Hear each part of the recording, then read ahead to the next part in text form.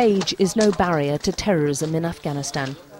And here in the intelligence wing of the security police, they tell all their secrets. Few visitors are allowed here, but we're given rare access to one of the youngest Taliban prisoners. He's a 14-year-old called Shakarullah, and he was being groomed to be a suicide bomber. He'd be dead by now, taking an unknown number of bystanders with him if he'd not been caught in a car packed with explosives. His story seems unbelievably naive.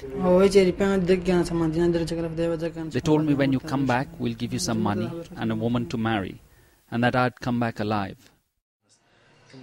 His interrogators are in the room, but we're under strict orders not to film them.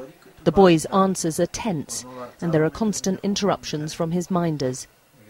He may be 14 and old enough to kill, but all he wants now is the security of his family.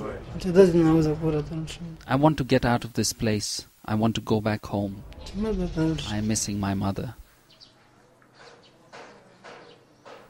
The Taliban are turning more and more to the next generation of fighters. They regularly use video, filmed by themselves, to recruit and to frighten.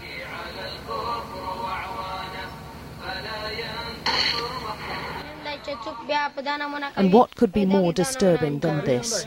A boy, with other children looking on, is persuaded to slit the throat of a hostage. The pictures are far too upsetting to show in full. A few miles away from where Shakarullah is being held in a cell in Kabul is another 14-year-old, also without a mother. Nuria's mother was killed by a suicide bomber as she travelled to work. I am missing her a lot. She wouldn't let me do any work in the home. She wanted me to study instead. She said, "You're the future of the country, so you should keep your eyes on your books." Her father's been left a widower. His wife was the main earner. Life now is a lot harder, and he yearns for yesteryear. There were no explosions in the Taliban's time, only explosion in Mr. Karzai's government.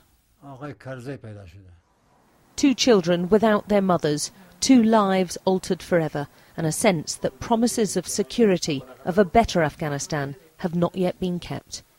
Alex Crawford, Sky News, Kabul.